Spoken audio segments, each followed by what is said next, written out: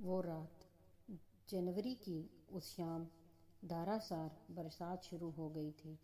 वह नक्शिक बिगा हुआ था और जंगल में पेड़ के नीचे खड़ा कांप रहा था। तभी जोर की बिजली कड़की और उसने देखा उस पेड़ के ठीक पीछे एक मकान था।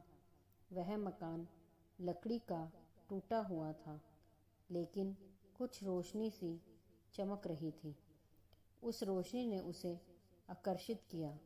वह मानो स्वतः खिंचा चला गया उस ओर। चर्र की आवाज़ के साथ दरवाज़ा खुला। अंदर पैर रखा तो एक बूढ़ी आवाज़ आई, आओ दिनकर, भीग गए हो। पीछे कुर्सी पर तौलिया रखा है, पोंछ लो। एकाएक वो चौंका। इतने गहरे जंगल में वह कभी नहीं आया था। संयोगवश आना हुआ और दूर देश में उसे उसके नाम से पुकारने वाली वो बूढ़ी आवाज़ कौन है? हजार प्रश्न मन में उठे। फिर हिम्मत करके कांपती हुई आवाज़ में बोला, कौन हो तुम और मेरा नाम कैसे जानती हो? वो बूढ़ी आवाज़ हंसी, हा हा हा, विधि का लेखा, किससे किसको मिलवा दे, कब मिलवा दे, कौन जाने। अब तो दिनकर के पैरों तले जमीन खिसक गई। उसने दबे पांव भागने की कोशिश की दरवाजे की तरफ। दरवाज़ा खटाक की आवाज़ से स्वतः बंद हो गया और खिड़कियों से हवा भी डरावना रूप लेकर साए साए की आवाज़ में अंदर आने लगी।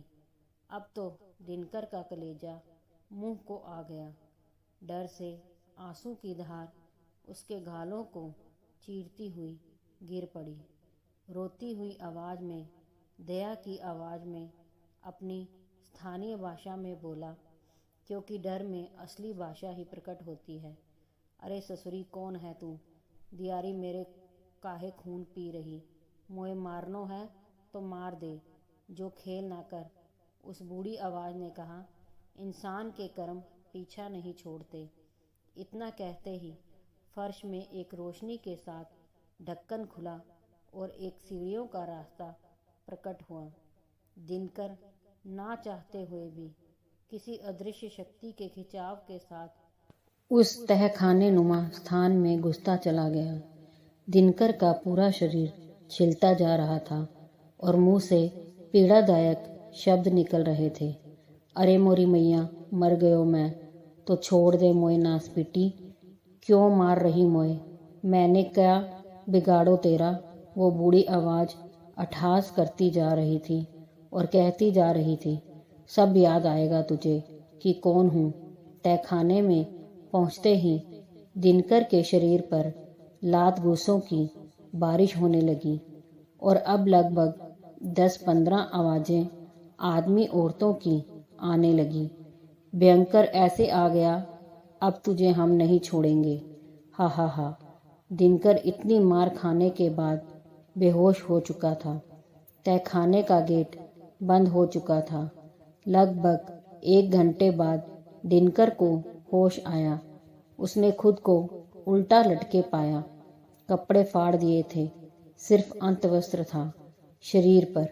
होश में आते ही कोड़े पड़ने लगे।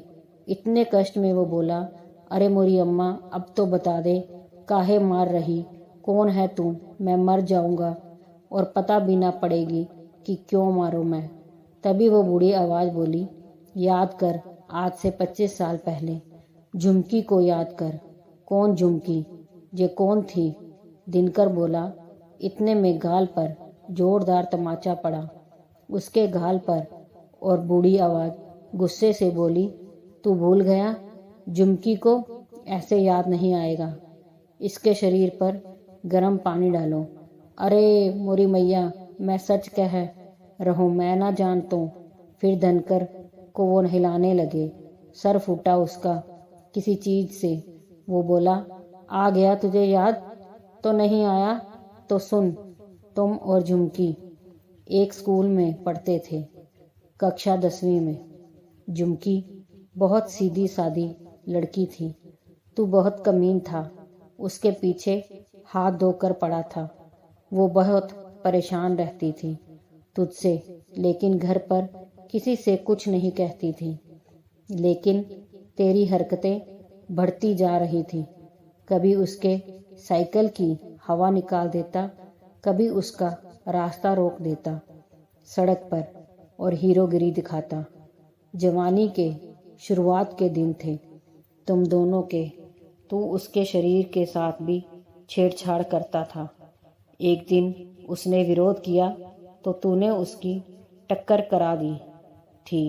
बहुत चोट आई थी उसे, लेकिन घर आकर उसने किसी को कुछ नहीं बताया, बस सहती रहती थी।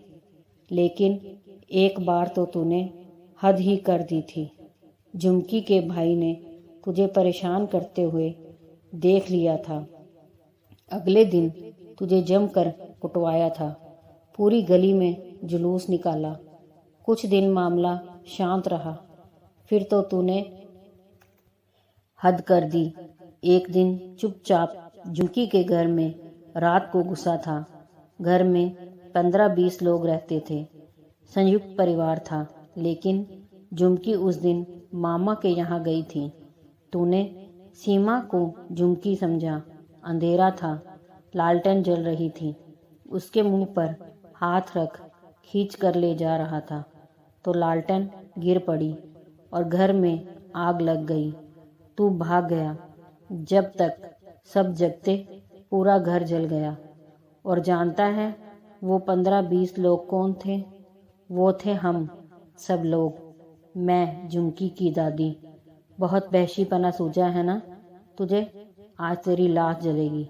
और तू यहाँ खुद आया नहीं, लाया गया है। तेरा ट्रांसफ़र कराया गया। तेरी गाड़ी का खराब होना कोई संयोग नहीं था।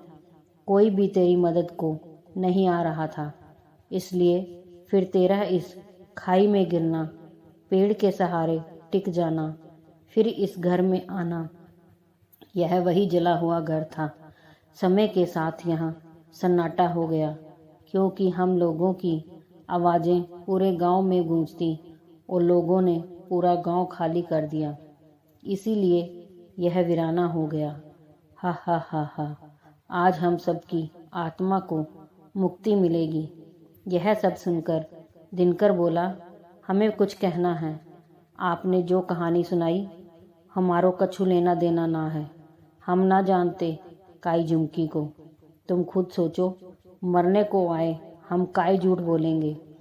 इतने में एक और झापड़ पड़ा। तू शुरू से ही धूर्त और झूठा है, कुछ भी कर सकता है। अब मरने को तैयार हो जा। वो बूढ़ी आवाज़ बोली।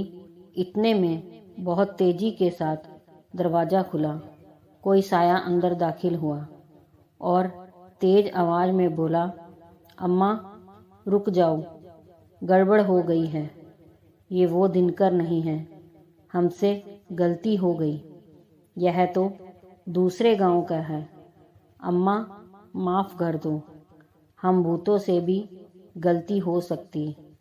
अब तो यह सुनकर दिनकर की हालत और बुरी हो गई और रोते हुए बोला, अरे भूतनियों के, शुरू से कह रहे हैं हम ना हैं, हम ना हैं, लेकिन सालो तुम सूते ही जा रहे। खाल खींच लई। अरे मोरी मैया, मार डालो मोए सालो, तुम्हें ना मिलेगी मुक्ति। कभी जबरिया झुमकी की कहानी चिपका दिए और हमें पेल दिए। फिर बूढ़ी आवाज़ बोली, अरे बेटा माफ़ करियो, वो हमने नया मुनीम रखा है तो हिसाब किताब में गड़बड़ी हो गई। इतना कहते ही एक दर्द भरी आवाज़ गूंजने लगी, क्योंकि मुनीम जी जो कुट रहे थे उन 15-20 लोगों के हाथों।